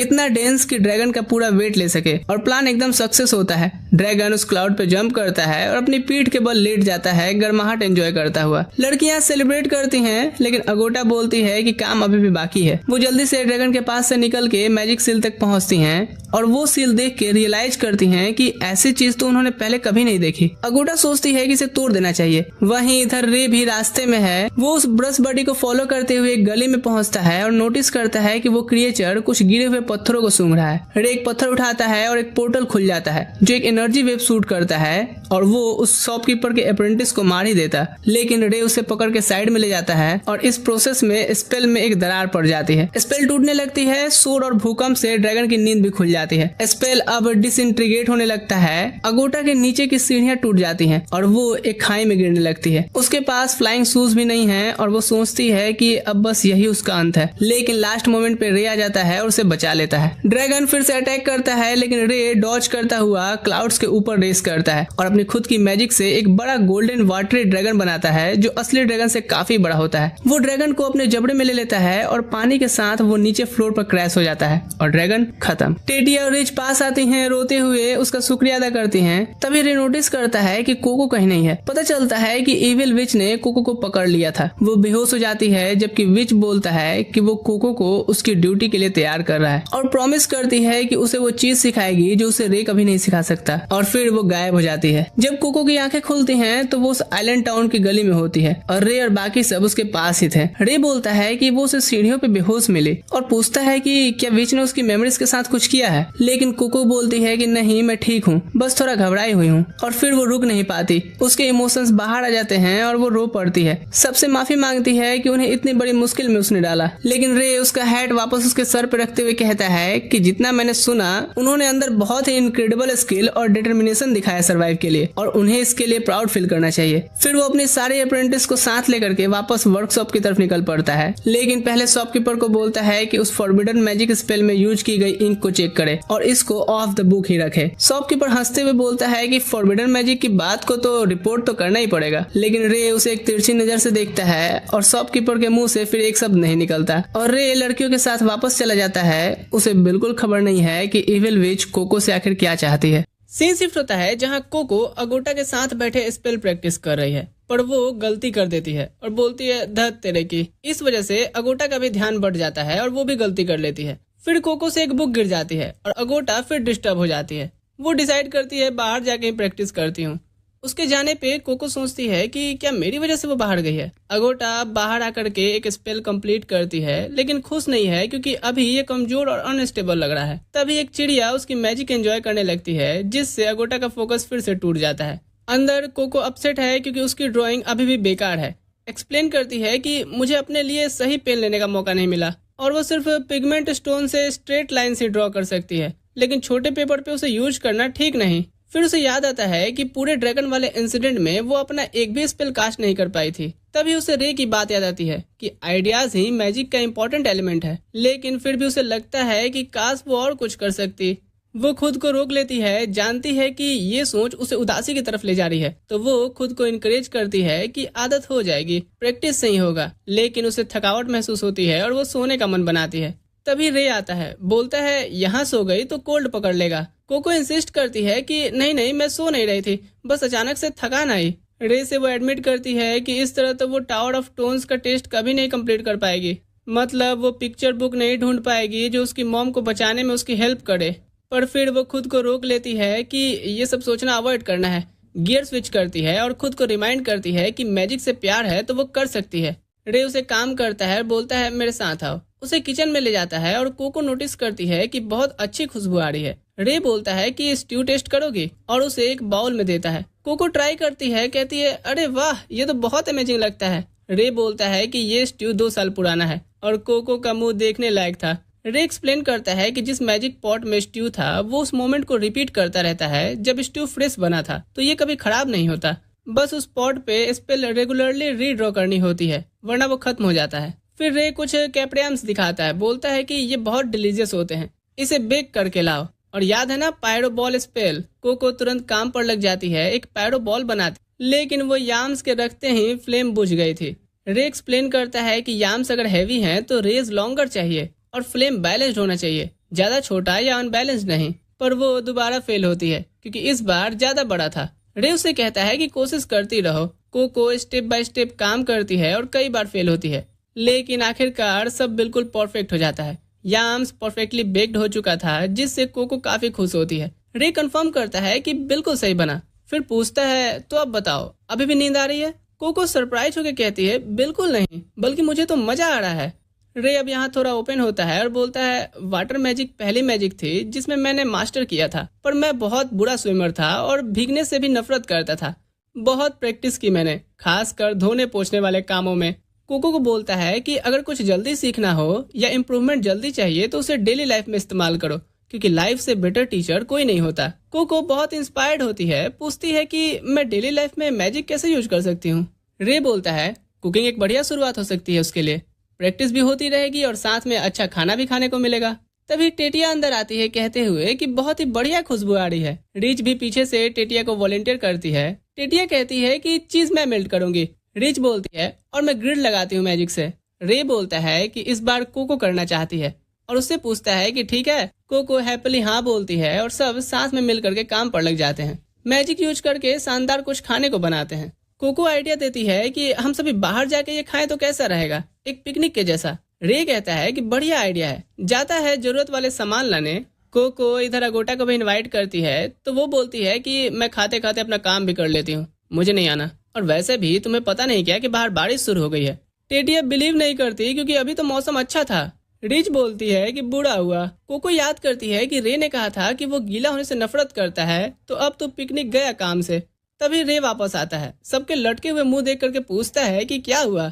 उन्हें याद दिलाता है कि तुम सब विचेस हो, ऐसे छोटी सी चीजों से घबरा गई। फिर मैजिक यूज करके अपने आसपास के मौसम को क्लियर कर देता है, जिससे सब अमेज्ड होते हैं। रे बोलता है कि चलो लड़कियों मील लेकर के आओ। वो एक बबल बनाता है जिसमें बारिश बिल्कुल नहीं होती। सभी खुश होती हैं और फिर एक ब्रिज तक पहुंचते हैं। वहां साथ में शानदार मील एंजॉय करते हैं और आखिरकार बारिश रुक जाती है और आसमान में रेनबो फॉर्म होता है। कोको स्पीचलेस होती है कि ये कितना सुंदर दिख रहा है। फिर उसे आइडिया आता है कि अगोटा को भी ये दिखाना चाहिए, क्योंकि ये तो एक नेचुरल मैजिक है। कोको घर की तरफ भागती है, लेकिन दरवाजे पे उसे एक अनजान आदमी मिलता है। वो सरप्राइज होकर पूछता है कि तुम कौन हो, मैसेंजर हो, अररिया से आई हो क्या? अरे बोलो भी। तभी रे आ जाता है और कोको जल्दी से उसके पीछे छुप जाती है और अब बोलती है कि मैं रे की अप्रेंटिस हूँ। वो आदमी पूरी तरह से हैरान हो जाता है और रे से पूछता है कि क्या बोल रही है ये। रे उस आदमी को जानता था और उसे आरोग्यो कह के ग्रीट करता है। बोलता है कि मैंने सोचा था तुझे अपने काम में और वक्त लगेगा, पर इतनी जल्दी वापस आ गया। आरोग्यो तुरंत पूछता है कि किससे पूछ के तूने नया अप्रेंटिस रखा रे, और वो बोलता है कि इतना सिंपल भी नहीं है समझाना। दरअसल कोको एक फॉरबिडन मैजिक की विक्टिम थी। आरोग्यो इससे अब क्लियरली परेशान लगता है। कोको को बोलता है कि मेरे साथ आओ। रे पूछता है कि क्या कर रहा है। आरुगी एक्सप्लेन करता है कि मुझे ब्रिम्ड कैप से कोई लेना देना नहीं, मैं कोको को नाइट मोराल्स के हवाले करने जा रहा हूँ। कोको इधर उसे रुकने बोलने की कोशिश करती है पर आरुगी उसे खींचते हुए ले जाने लगता है। रे तुरंत एक वाटर स्पेल क्रिएट करता है और आरुगी को रोक देता है। कहता है कि कोको को कोई नहीं ले जाएगा, चाहे वो मेरा कोई अपना प्यारा दोस्त ही क्यों ना हो। आरुगी यकीन नहीं कर पाता कि रे ने उसके खिलाफ मैजिक यूज की है और अब डिमांड करता है ये जानने की कि ये आखिर लड़की है कौन। रे बोलता है कि चल अंदर चलते हैं, सब एक्सप्लेन करूंगा। इधर बाकी लड़कियों के साथ बैठी रिच बोलती है, बादल टूटे फूटे थे, मुझे तो लगा कि आज की बारिश खत्म हो गई, लेकिन अब तो जोर की होने लगी है। टेटिया कहती है कि हाँ, आज तो रात भर लग रहा होगी। दूसरे रूम में आरुगियो नहीं मान पाता कि रे ने एक आउटसाइडर को अप्रेंटिस बनाया है। रे कहता है कि इसका नाम कोको है, आउटसाइडर मत बोलो। आरुगियो कोको से माफी मांगता है और एडमिट करता है कि दरअसल जो विचेस नहीं होती ना, उनके लिए उनके पास कोई दूसरा वर्ड नहीं है। रे फॉर्मली इंट्रोड्यूस करता है उसे कि आरुगियो इस एटेलियर का वॉचफुल आई है। जैसे छोटे रूरल एटेलियर में छोटी मोटी प्रॉब्लम्स छुपाई जाती है ना, तो उसके लिए एक विच वहां अपॉइंट की जाती है जो सब पर नजर रखे, उसे ही वॉचफुल आई कहते हैं। आरुगियो कहता है कि अबे ओए, और तू अभी वैसा ही कुछ प्रॉब्लम खड़ा किया है इसको लेके। रे अब रीजन बताता है कि उस रात अगर वो कोको की यादें मिटा देता तो फॉरबिडन मैजिक पिक्चर बुक बांटने वाले का एकमात्र लीड खो जाता और उसके साथ रहना ही उसकी मॉम की कंडीशन को भी ठीक करने का बेस्ट तरीका था। आरुगियो इस पे बोलता है कि फॉरबिडन मैजिक इन्वेस्टिगेट करना हमारा काम नहीं है, ये सब नाइट मोरालेस पे छोड़ना चाहिए। कोको पूछती है कि ये कौन है। रे बताता है कि नाइट मोरालेस इनके नाम से ही समझो, ये स्पेल कास्टिंग के मोरल्स को बनाए रखते हैं। जो भी फॉरबिडन मैजिक से डील करे या अनजान कोई मैजिक सीक्रेट्स के कांटेक्ट में आ जाए तो उनकी यादें मिटा दी जाती हैं।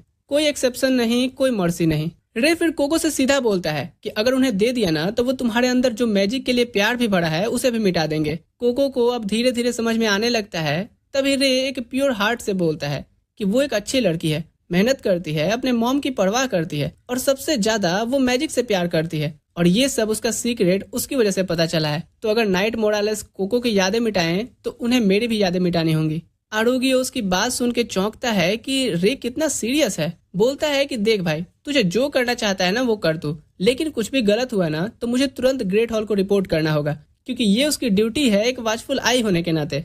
रे एग्री करता है कि ठीक है। फिर कोको को बोलता है कि चिंता मत करो और उसे याद दिलाता है कि तुमने अपनी खुद की मैजिक की पावर से टेस्ट पास किया है तो तुम एक ऑफिशियल अप्रेंटिस हो, इसमें सेम करने की कोई बात नहीं है। फिर सभी को बुला के कहता है कि जाओ नहा लो वरना ठंड लग जाएगी। रात को कोको इधर उधर अपना ब्रश बडी ढूंढती है पर वो कहीं नहीं मिल रहा था। तभी उसे भागते देखती है लेकिन डर जाती है क्योंकि वो आरुगियो के रूम की तरफ जा रहा है। दरवाजा खटखटाने वाली ही थी कि तभी एक नोटिस पढ़ती है कि जो भी नॉक करेगा उसे श्राप मिलेगा, जिससे वो और ज्यादा हिल जाती है। फिर भी हिम्मत जुटा करके अंदर जाती है, धीरे धीरे अपने ब्रश बडी को बुलाने लगती है। तभी उसे छींक आ जाती है और आरुगियो पूछता है कि कौन आया है। कोको को देखता है और बोलता है कि उस नोटिस का इनडायरेक्टली मीनिंग यही था कि बाहर ही रहो। फिर उसका ब्रश बडी उसे देते हुए उसे जाने को बोलता है। कोको नोटिस करती है कि ये भी बारिश में भीगे थे लेकिन अब बिल्कुल ड्राई लग रहे हैं। सोचती है कि कैसे। तभी उसके आसपास वार्म सेंसेशन फील होने लगती है। उसके बाल ड्राई होने लगते हैं जो आरुगियो मैजिक यूज करके कर रहा था। कोको उसे थैंक्स बोलती है पर आरुगियो कहता है कि किसी को ठंड न लग जाए ये इंश्योर करना भी मेरी ड्यूटी है। फिर बोलता है कि मेरी गलती थी कि दरवाजा मैंने खुला छोड़ा, चलो अब बिना कुछ छुए ही बाहर निकल जाओ। लेकिन कोको तुरंत कुछ छू लेती है और जमीन पर एक टाइल ग्लो करने लगी थी। वो एक्सप्लेन करती है कि अरे ये तो वही स्पेल है जिसकी वजह से उसे पहली बार मैजिक से प्यार हो गया था। वो बताती है कि जब मैं फेस्टिवल में छोटी थी ना तब पहली बार इसे वहीं देखा था। आरुगियो कंफर्म करता है कि हाँ, ये ग्लो स्टोन पाथ उसका मास्टर वर्क है। एक स्टोन दूसरे पे लेयर्ड है और वजन पड़ने पे ये रिंग ओवरलैप करते हैं। सिंपल स्पेल है जो कोई भी कर सकता है। लेकिन कोको कहाँ उसकी बात सुन रही थी, वो तो एक के बाद एक स्टोन्स लाइट अप किए जा रही थी। आरुगियो चिल्लाता है कि तुम अब रुक नहीं सकती और बोलता है कि ग्लो करना तो इनका काम ही है। कोको से बताती है कि ये लाइट उसके लिए बहुत स्पेशल है। बताती है कि वो बचपन में जब ऐसी स्टोन्स पे चलती थी ना, उसे ऐसा लगता था कि जैसे वो कोई मैजिक यूज कर रही हो। हर कदम चलना उसे प्यारा लगता था जो वो कभी नहीं भूली। एडमिट करती है कि कुछ तरह से ये उसके लिए एक सैड मेमोरी भी है, लेकिन इस स्पेल ने उसे सपने देखने दिए। फिर वो दिल से थैंक्स बोलती है उसे मास्टर आरुगियो बुला के, जो सुन आरुगियो पूरी तरह से हैरान हो जाता है और उसे उठा करके तुरंत रूम से बाहर फेंक देता है। लेकिन फिर दरवाजे पे खड़ा सोचता है कि अगर ये पकड़ी गई तो उसकी ये मैजिक के लिए जो इतना इनक्रेडिबल प्यार भरा है इसमें, वो भी चला जाएगा। इधर अगोटा सोचती है कि स्पेल ज्यादा देर तक लोगों को डिस्ट्रैक्ट नहीं कर पाएगी। दागा बोलता है कि ये लाइट शो कुछ काम क्यों नहीं कर रहा। अगोटा सोचती है कि अब वो क्या बोले। दागा बोलता है कि मैं खुद ही नीचे जाता हूँ। वो रियलाइज करती है कि नहीं, ऐसे तो वो कोको की स्पेल देख लेगा। रोकती है उसे और दागा रुक जाता है। फिर शॉक्ड में आ जाता है और अगोटा भी शॉक्ड, क्योंकि कोको उनके सामने उड़ रही थी। कर्टस को हाथ में पकड़े वो ठीक से कंट्रोल नहीं कर पा रही थी। डागा कर्टस को थामता है और भीड़ कर्टस के पास आती है और सब रिलीव्ड होते हैं। इधर कोको का कपड़ा अभी भी उड़ने को बेचैन था। अगोटा हैरान होती है कि उसने ये कैसे किया। कोको अगोटा को हग करती है और रो पड़ती है, खुश है कि ये काम किया। अगोटा काम करती है उसे और डिमांड करती है कि ये क्या किया बता। नोटिस करती है कि वो सैंड से भरी हुई है और ज्यादा क्यूरियस हो जाती है जानने को। कोको एक्सप्लेन करती है कि याद है दूसरी लड़कियों ने लेब्रिंथ में रॉक ब्रेकर स्पेल यूज की थी। अगोटा अब समझने लगती है कि छोटी सील से भी वॉल ब्रेकर स्पेल पत्थर को पल्वराइज कर सकती है बिना नीचे वाले को हर्ट किए, और कोको ने पत्थर को सैंड में बदल दिया जिससे कर्टस फ्री हो गया बिना किसी इंजरी के। कोको बोलती है कि पिछली बार तो वो कुछ नहीं कर पाई थी, लेकिन फ्रेंड के स्पेल ने सब बचाया था और इस बार वो खुद यूज कर पाई। जानती है कि अकेले नहीं कर सकती थी वो, तो अगोटा का भी शुक्रिया करती है उस लाइट बोर्ड के लिए जिससे सभी डिस्ट्रैक्ट हुए थे। अगोटा इंसिस्ट करती है कि वो तो मैं सिर्फ मास्टर्स को वापस बुलाने के लिए सिग्नल भेजी थी, मैंने तुम्हारा कोई हेल्प नहीं किया। फिर वो कोको को याद दिलाती है कि हम दोस्त नहीं हैं, लेकिन कोको तो कहीं और देख रही थी। वो बोलती है कि उसे खुशी है कि कर्टस बच गया और अगर मुझसे कर्टस बच सकता है तो एक दिन मॉम भी बचेगी। फिर खुद को करेक्ट करती है, एक दिन नहीं, मैं जानती हूँ मॉम जरूर बचेगी। और अगोटा पहली बार कोको को मन ही मन एडमायर करती है। तभी दोनों लड़कियां एक अजीब सी स्पेल में पकड़ी जाती हैं। कोको पूछती है कि क्या हो रहा है। अगोटा एनालाइज करती है कि सिल्वर व्हाइट कैप्चर पेंडेंट्स और जो लोग आए हैं वो स्कारलेट क्लॉक्स और विंग कैप्स पहने हुए हैं। वो डर जाती है और धीरे से बोलती है कि ये तो नाइट मोरालेस हैं। उनका लीडर ईस्ट पूछता है कि ये लड़कियां कौन हैं और इन्होंने अभी कौन सा स्पेल कास्ट किया। वार्निंग देता है कि चाहे तुम बच्चे ही क्यों ना हो, कोई दया नहीं होगी तुम पे।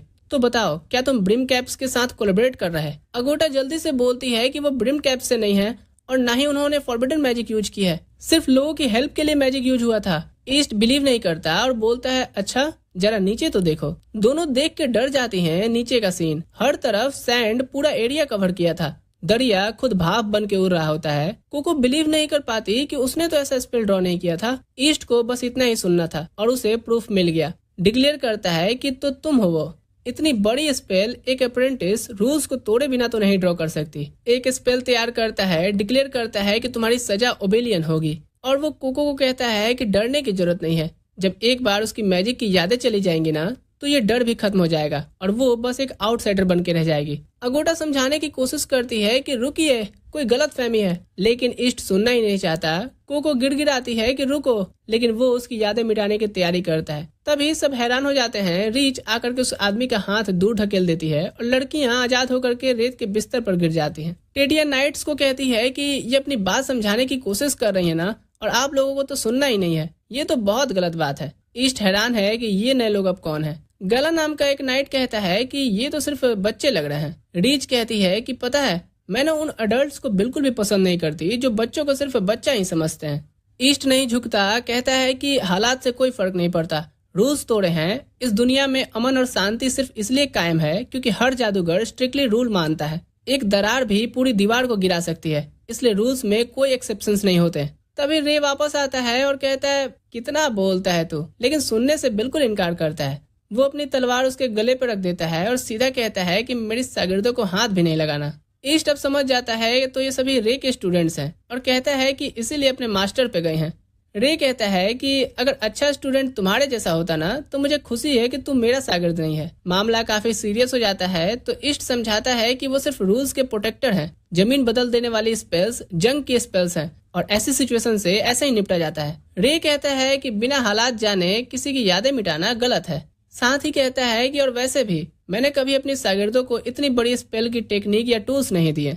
ईस्ट कहता है कि फिर तो तुझ पे भी शक जाएगा। मामला और बिगड़े से पहले ओडिग्यो बीच में आता है। रे और ईस्ट दोनों को कहता है कि बहस की जगह याद करो कि जादूगर होते किस लिए हैं, सब तक मैजिक की सुविधा पहुंचाने के लिए। बताता है कि ये लड़कियां तो तुम दोनों से तो बेहतर ही समझती हैं ये बात। बुड़बक कहीं के, हवा में उड़ना बंद करो और आकर के मदद करो। ये भी सजेस्ट करता है कि कैप्चर पेंडेंट्स अभी भी काम कर सकते हैं। नाइट्स नीचे आते हैं और साइट पर लोगों की मदद करने लगते हैं। लूसी नाम की एक नाइट कर्टस के पास जाती है जो बहुत जख्मी है। डागा उसे पूछता है कि वो ठीक कर सकती है क्या। वो बताती है कि नहीं, सिर्फ उसने खून रोका है, यहाँ से ज्यादा कुछ नहीं हो सकता। उसे सराय ले जाना होगा, अगर वक्त पर डॉक्टर तक पहुँचा दिया गया तो ये बच जाएगा। डागा उसे डिस्परेट होकर पकड़ लेता है, कहता है कि उसने देखा है कि उसने अपना पेंडेंट मैजिक से ठीक किया तो वो कर्टस को क्यों नहीं ठीक कर सकती। मैजिक से ठीक होना चाहिए ना। समझ नहीं आता कि वो क्यों नहीं कर रही। लूसी मैजिक का राज नहीं बता सकती तो बस कहती है कि मैजिक ऐसे काम नहीं करती। पूछती है कि क्या वो चाहता है कि कर्टस को यहीं छोड़ दिया जाए। उसके पास कोई चॉइस नहीं होती और वो बस गुजारिश करता है कि उसे ठीक कर दो।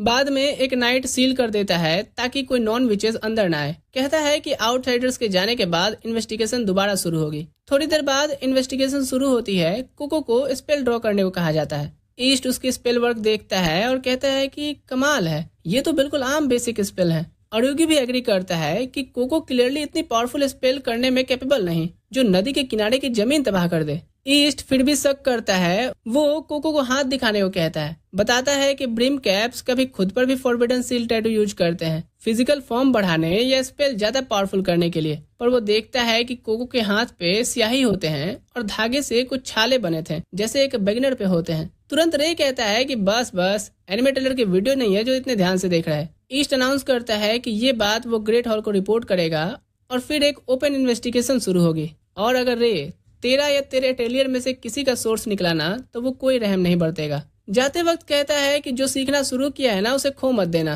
रे चैन की सांस लेता है। कहता है कि बाल बाल बचे।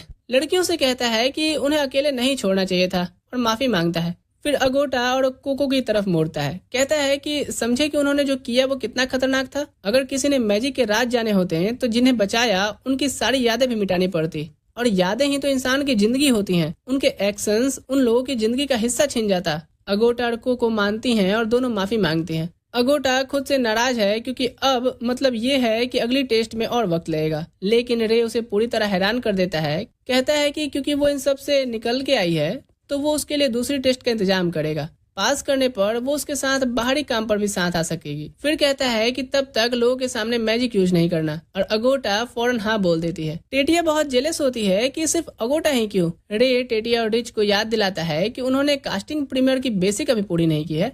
रिच कहती है कि वैसे भी मुझे टेस्ट पसंद नहीं। कोको हैरान होती है कि और भी टेस्ट है क्या। आरुग्यो फिर धीरे से रे से पूछता है कि क्या वो अपने फैसले के बारे में श्योर है क्योंकि पहले तो उसने कुछ और ही कहा था कि अगोटा अपने आप को आगे बढ़ा रही है। रे कहता है कि आज अगोटा ने जो किया उसने उसका कुछ भरोसा कमाया है। आरुग्यो कहता है कि तू अपने शागिर्दों को बहुत ज्यादा ही छूट नहीं देता। रे कहता है कि हाँ आखिरकार ये मेरे शागिर्द जो हैं। अगोटा फौरन से रे के पास आती है और कहती है कि जल्दी वापस जाकर के प्रैक्टिस शुरू करनी है। रे कहता है कि रुको पहले काम करना है। इधर ईस्ट एक नाइट यूटोवन से बात करता है। पूछता है कि क्या रे की नई शागिर्द वही लड़की है और क्या जो अफवाह फैली है वो सच है। इस बात का कोई सबूत मिला? अगर नहीं तो रे के घर में जाकर के सबूत ढूंढना नामुमकिन है। वो डिक्लेयर करता है कि सबूत ना मिलने पर कोको से ही इकरार करवाना होगा। नीचे वो तबाह हुई जमीन देखता है। कहता है कि नदी भी पूरी सूख गई है। एक अकेला पत्थर किनारा गिरा सकता है, नदी का रुख मोड़ सकता है और पूरे इन्वायरमेंट को बदल सकता है। जो खूबसूरत नजारा था वो कभी वापस नहीं आएगा।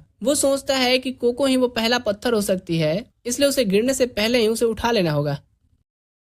इधर बाकी लोगों के पास कोको हैरान है कि अर्ग्यो क्या कर रहा है। रे समझाता है कि उसके पास सियर वायर वार नाम की एक खास कलम है जो पत्थरों और पेड़ों पर कास्टिंग सील करती है। वो इससे एक खराब किनारे को ठीक कर रहा है ताकि वो स्टेबल रहे। रे देखता है कि नदी भी वापस आने लगी है, यानी रेंडरिंग स्पेल का असर भी खत्म होने लगा है। वो कोको का कुछ सामान पास ही में देखता है और वापस देता है, कहते हुए कि टोपी और स्याही खो मत देना। कोको माफी मांगती है लेकिन उसकी स्याही की शीशी में उसे कुछ अजीब लगता है। इतना सब होने के बाद भी बिल्कुल भरी हुई कैसे है। वो घबरा जाती है, सोचती है कि क्या इसमें कोई गुल्लड़ का फूल डाला है क्या जो कभी खत्म ही नहीं होगा। रे देखता है कि लाओ बे इधर गुल्लड़ का फूल, और कुछ रियलाइज करके सर से पैर तक फ्री हो जाता है। कहीं और वो ब्रिम कैप का मेंबर दिखता है जो कोको का पीछा कर रहा था। कहता है कि मैजिक एक झूठ है जो दुनिया को रंगों से भरता है। हाथ खूबसूरत स्पेल्स खींचते हैं लेकिन सिर्फ स्याही से सनते हैं। देखा जाता है कि उसने पहले भी अपना हाथ काटा था और वो फिर से वही कर रहा है।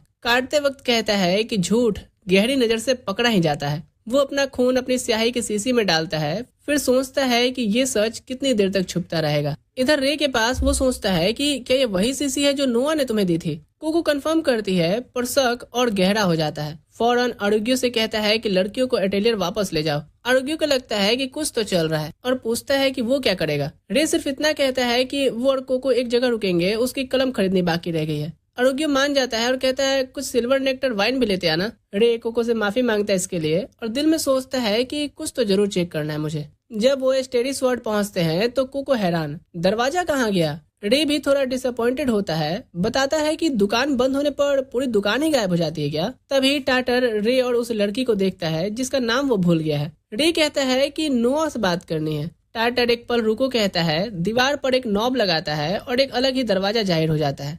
कोको हैरान, ये रास्ता पहले वाली जगह से तो बिल्कुल अलग है। टाटर समझाता है कि अलग डोर नॉब मतलब अलग कमरा, ये तो सब जानते हैं। कहता है कि नोआ तीसरी फ्लोर पर होंगे, तो वो ऊपर जाते हैं। टाटर तभी कोको को रोकता है और पूछता है वैसे उसका नाम क्या है। वो बताती है तो वो कहता है कि अपने पैर का वो जख्म साफ करवा लो, साथ आओ, उसके पास ट्रैंक्विल लीफ है जो इन्फेक्शन कम करने के लिए है। वो उसे दूसरे कमरे में ले जाता है और कोको इतने सारे अनजान सामान देख करके हैरान होती है। एक शीशी में कुछ चमकदार चीज देखती है, पूछती है क्या ये ग्लिटरी पाउडर है। टाटर कहता है कि हाथ मत लगाओ, ऑर्डर खराब हो जाता है। फिर बताता है कि ये मैजिक डाइज है, स्याही में मिलाओ तो उसका असर बदल जाता है।